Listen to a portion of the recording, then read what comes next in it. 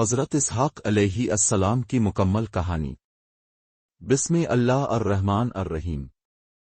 اللہ تعالیٰ کے ایک عظیم نبی تھے حضرت اسحاق علیہ السلام۔ اب حضرت ابراہیم علیہ السلام کے بیٹے اور حضرت اسماعیل علیہ السلام کے بھائی تھے۔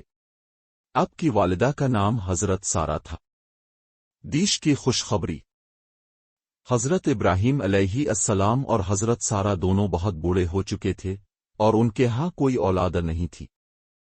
ایک دن اللہ کے فرشتے انسانی شکل حضرت اسحاق علیہ السلام ایک نیک، معصوم اور فرمانبردار لڑکے تھے۔ وہ اپنے والد حضرت ابراہیم علیہ السلام سے توحید، صبر، شکر اور مہمان نوازی کے اصول سیکھتے رہے۔ شاد اور اولادد۔ اللہ کے حکم سے حضرت اسحاق علیہ السلام کی شادی حضرت رفقے سے ہوئی۔ اللہ نے آپ کو 2 بیٹے عطا کیے، حضرت یعقوب علیہ السلام جو بعد میں نبی بنے۔ عیسیٰ۔ حضرت یعقوب اور عیسیٰ کا قصہ۔ دونوں بھائی بچپن سے الگ مزاج رکھتے تھے۔ عیسیٰ شکاری تھے جبکہ یعقوب گھر کے قریب رہنے والے اور نرم دل انسان تھے۔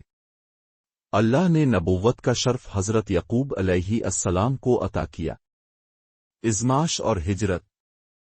زندگی کے مختلف ادوار میں حضرت اسحاق علیہ السلام پر آزمائشیں آئیں، جیسے قحط کے وقت ہجرت کرنا۔ اپنے صبر اور شکر کے ساتھ یہ سب برداشت کیا۔